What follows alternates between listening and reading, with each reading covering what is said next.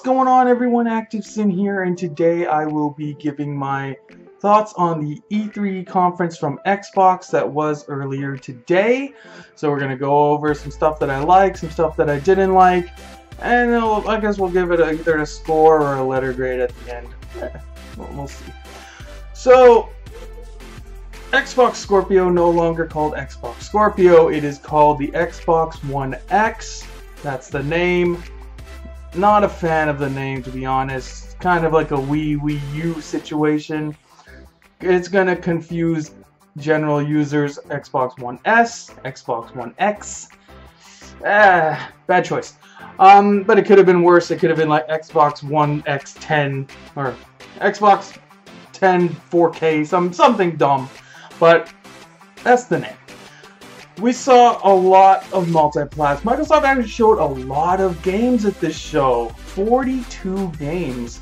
And 22 of them were exclusive. When Phil Spencer said 22 games exclusive, I was like, yes, Microsoft, this is what we want. But then we learned very quickly, these are not actual exclusives. They are timed exclusives. Which, forgive me if I'm wrong, but I thought Phil Spencer said he is not a fan of timed exclusives. Yet we saw several at this show, which I thought was fairly misleading because they made it seem like these are Xbox One exclusive titles. But it is what it is. They still showed 42 games, which is fantastic. We had a lot of Xbox Play Anywhere titles, which is great. So you can play on Xbox or PC. You buy it on one version, you get it for both. So that is really cool. Standout games for me, Crackdown 3. It looks great. I love the art style. The gameplay looked pretty sweet.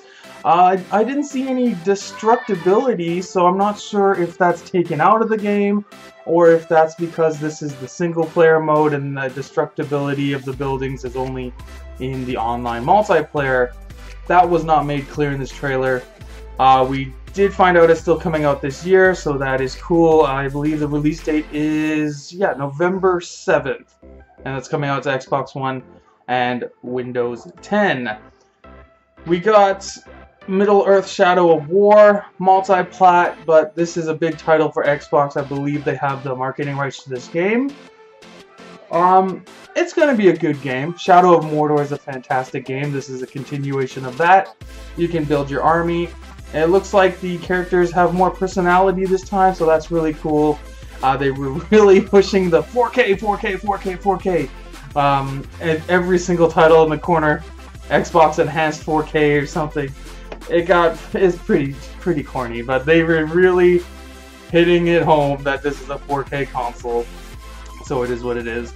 Ori and the Will of the Wisps is the sequel to Ori and the Blind Forest.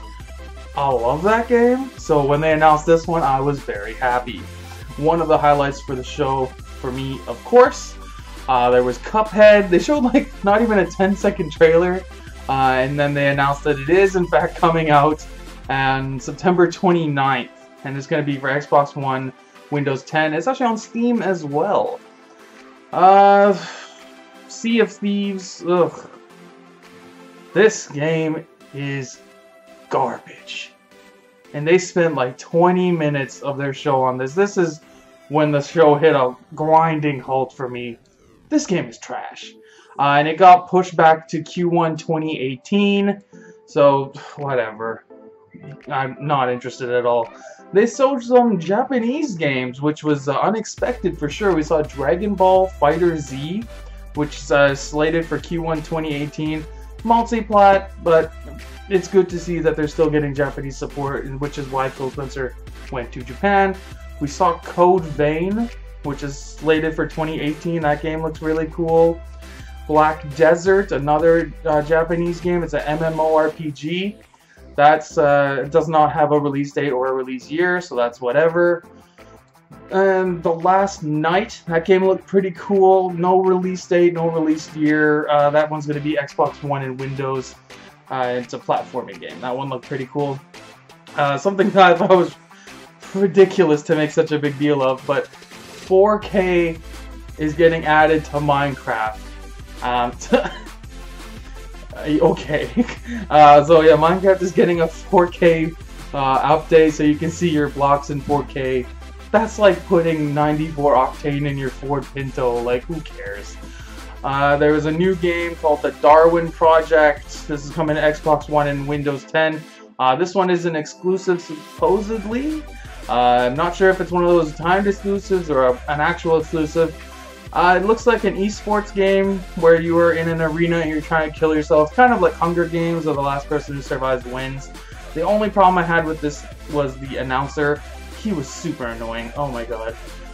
State of Decay 2 was shown. Ugh, looks like garbage. Sorry, I'm not interested. That is coming out Q2 2018, so I think that got delayed too, because that was supposed to be a 2017 title. This was unexpected. PlayerUnknown's Battleground, which is a PC game, is coming to Xbox One. That is really cool. They showed Forza Motorsport 7. Obviously, this is not a surprise. Forza comes out every year. It looks just like Forza. It's a beautiful game. It's Forza. This is the only game that I can remember that they announced was going to be 4K 60. It is what it is. They showed Metro Exodus, which is the next in the Metro series. This trailer was really cool. I am quite excited for this. Multi-plat, but whatever. This game looks awesome. It was a world premiere of the game. And another world premiere was Assassin's Creed Origins. This is the new Assassin's Creed game set in Egypt. It looks fantastic. It's coming out this year, October 27th. Multi-plat, of course. PS4, Xbox One, and Windows 10.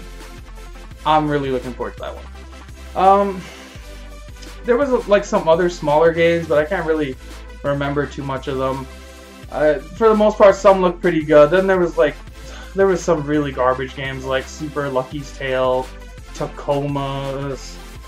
There was one, Ashen. Ashen looked pretty cool, kind of creepy game. And they showed Life is Strange, the next season. That's exciting. It's going to be 3 episodes, so I thought that was really good. And they showed a game called Anthem, which is supposedly like the Destiny killer. This game looks really good. Beautiful game. It's made by the A team from BioWare that usually makes Mass Effect. They're making this game. It looks really good. It was another world premiere for the gameplay anyways. And I think it's one of those timed exclusives. But it is going to go to PS4 eventually. Or at launch. They're not very clear about this stuff. So the game's pretty good. 42 games, 22 were exclusive or timed exclusive. Some good stuff there. They announced the price of the Xbox One X, which is $500. To me, that's where I thought it was going to be. Like, if you thought you're getting this kind of performance for $400, I'm sorry, you're delusional. I was thinking $500 to $600 based on the specs and what they're saying this console can do. So it fell right into there. It is now twice the price of an Xbox One S, which got reduced down to $250.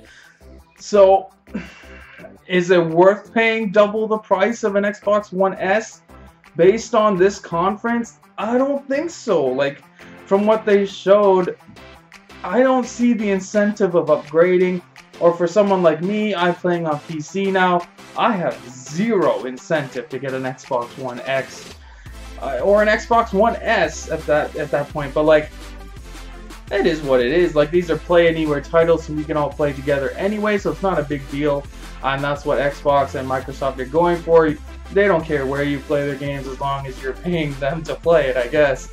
But as someone who's an Xbox gamer and wants to upgrade their console, the Xbox One X is definitely an upgrade. You're going to get 4K resolution.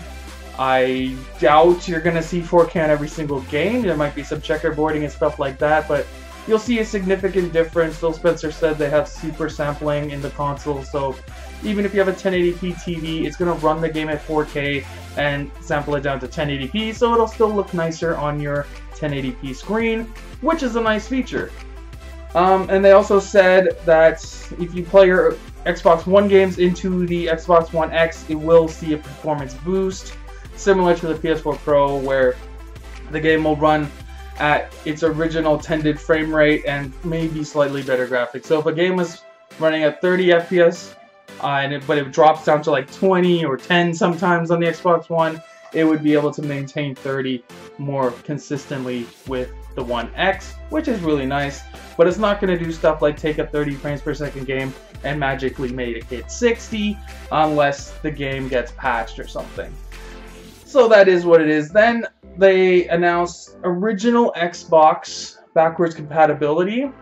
This is when the crowd went wild. I thought it was very funny that the loudest pop in the crowd for that whole show was for backwards compatibility of the original Xbox, when they are trying so hard to sell you a $500 4K console, and people are more excited to play original Xbox games. I don't even know what to say.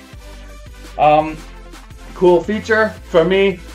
Who cares? It's not something I'm interested in. Original Xbox games. Not buying a 2017 console to play 2002 games. Not interested. But it's cool that they have it. Obviously, it's more options. Can't get mad at options. For people who want that stuff, that's cool. It's coming for you. They didn't say when it's launching, but it is coming eventually. They showed a sizzle reel of indie games, some good stuff in there. Those are where some of those exclusives are coming from. They had a lot of variety in this show for types of games. It wasn't just shooters and racers. There was a lot of variety. I thought they did a good job with the choice of the games that they had. But the only, the one thing that was just sticking out is their 2017 lineup for exclusive titles is very weak. Very weak. And this show did nothing to solve that issue, because it was the same stuff we already knew about. Crackdown, Sea of Thieves, well, not even Sea of Thieves, that's 2018 now. Cuphead, and then we got Forza, so they definitely need more work on their first-party exclusives. That's somewhere where they're definitely lacking. They are pushing really hard on the third-party stuff, playing the best and looking the best on Xbox One X, and I guess that's their strategy. Overall, though, I thought the show was pretty good. I don't think they did a great job explaining the Scorpio. I don't think they did a good job explaining 4K. I don't think they did a good job explaining why you need this over a One S, or why this is better than a PS4 Pro, or why if you're on PC you need an Xbox One X. None of that. They showed very little incentive on why you should buy this thing. The price point is fine.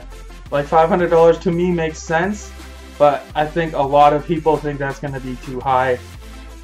PS4 Pro is $100 less. That's a pretty big gap. When you walk into the store, both boxes are going to say 4K gaming. This one's $400. That one's $500. That's going to be an uphill battle for them. But overall, it was a good show. Not a great show, but definitely not a terrible show. I would give them like a 7 or a B minus, whatever you want to call it. It was decent. I wasn't really bored other than the Sea of Thieves. That was just, oh my god, so terrible. But other than the Sea of Thieves, I thought most of the games were good. It's just a lot of them were multi-plats and fake exclusives, because timed exclusives are not exclusives. But overall, good show, and yeah, let me know what you think about Microsoft's show in the comments below. Make sure to hit that like button for me, guys. Hit share, subscribe if you've not done so already, and have a great day, and I will talk to you next time. Bye.